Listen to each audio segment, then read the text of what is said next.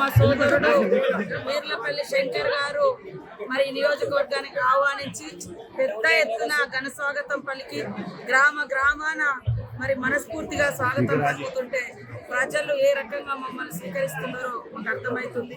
వారి యొక్క ప్రేమ అభిమానాలు జీవితంలో మర్చిపోలేము. కాబట్టి వారు ఈ నియోజకవర్గం గత ప్రభుత్వంలో నిర్లక్ష్యం చేయబడ్డది. రోడ్లు లేవు, సీసీలు లేవు, అదేవిధంగా పేదలకు సంక్షేమం అందలేదు. అలాంటి అన్నింటిని కూడా దృష్టిలో పెట్టుకొని ఈరోజు దాదాపుగా 31 కోట్లతోటి రోడ్లు, గ్రామ పంచాయతీ భవనాలు, మహిళా భవనాలు, అదేవిధంగా మరి కమ్యూనిటీ హాల్స్ ఇవన్నీ కూడా మనం ఓపెన్ చేయడం జరిగింది. అదే కాకుండా మహిళా సంఘాలకు కూడా దాదాపుగా 80 కోట్ల రూపాయలు మరి బ్యాంకు లింకేజ్ల ద్వారా వడ్డీ లేని రుణాలు కూడా వారికి అందజేయడం జరిగింది.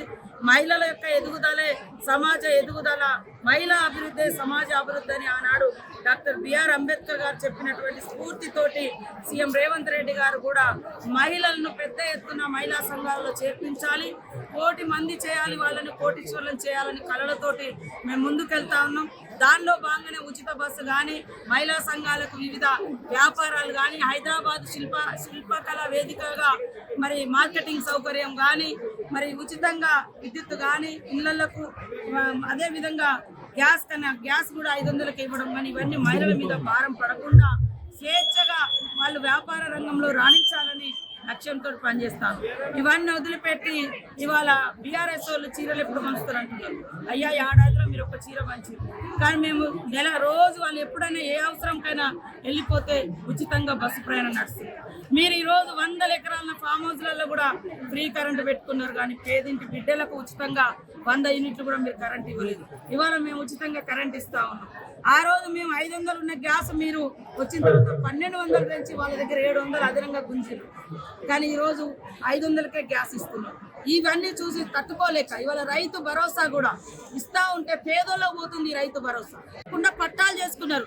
ఈడ సాగులో ఉన్న వాళ్ళకే పట్టాలు లేవు. అలాంటి వాళ్ళకి అసలు పంట పండించే కష్టపడే రైతన్నకు రైతు భరోసా, రైతు బంధు ఇవ్వలేము. మీరు కేవలం మరి రోడ్ల మీద కూడా ఇచ్చుకున్నారు. అట్లా 22,000 కోట్లు అది ఎవరి సొమ్ము? పబ్లిక్ సొమ్ము. నీకు ఇష్టం వచ్చినట్టు పంచుకోవడానికి నీ ఇంట్లో సొమ్మ, నీ ఫామ్ హౌస్ సొమ్మ అర్థం చేసుకోవాలి. అడగాలి ఇక్కడ యువత కూడా, రాష్ట్ర మహిళలు కానీ యువకులు కానీ అందరికీ ఇవ్వరంటే ఆయన ఆల్రెడీ 1000 ఎకరాలు నా ఆసానికి కూడా రైతు బంధు ఇవ్వంటే ఎట్లా నడుతుంది ఇది? మరి అసలు లేని పరిస్థితి ఏం కావాలి? ఇది ఎవరి డబ్బు? పబ్లిక్ డబ్బు. కాబట్టి ఫస్ట్ వెల్ఫేర్ అంటేనే పేదల్లో ఫస్ట్ చెందాలి, తర్వాత మిగతా ప్రజానికాన్ని చెందాలి. అట్లా కాకుండా గత ప్రభుత్వం పేదోళ్ళని పూర్తిగా నిర్లక్ష్యం చేసింది. అందుకనే కష్టపడే రైతులకు, పంట పండించే పొలాలకు అవి రైతు బంధు ఇవ్వాలంటే దాన్ని తట్టుకోలేకపోతున్నారు. కాబట్టి ఈరోజు రైతు భరోసా కానీ, రేషన్ కార్డులు కానీ, ఇందిరమ్మ ఇండ్లు కానీ ఇవన్నీ కూడా పేదల సంక్షేమాన్ని దృష్టిలో పెట్టుకొని తీసుకొచ్చిన స్కీమ్స్. డైరెక్ట్గా పేదలకు ఫస్ట్ న్యాయం జరుగుతుంది. ఇవాళ ఒక దిక్కు అంతరాలు పెరుగుతున్నాయి సమాజంలో. కోటీశ్వర్లు 1000 కోట్లు సంపాదిస్తున్నారు, పేదోడు కనీసం తినడానికి కూడా తిండి లేకపోతున్నాడు. అలాంటి వాళ్ళని ఫస్ట్ ప్రయారిటీగా మనం చూడాలి. ఆ దృక్పథం సమాజంలో రావాలి. అన్నీ నాకే రావాలని కాదు, అందరికీ రావాలి. పేదోళ్ళకు ఫస్ట్ కడుపు నిండాలి అనేటువంటి లక్ష్యంతో ఈ ప్రభుత్వం పనిచేస్తుంది. దీవించాలి అని ఈ సందర్భంగా ప్రజానికాన్ని కోరుకుంటూ అందరికీ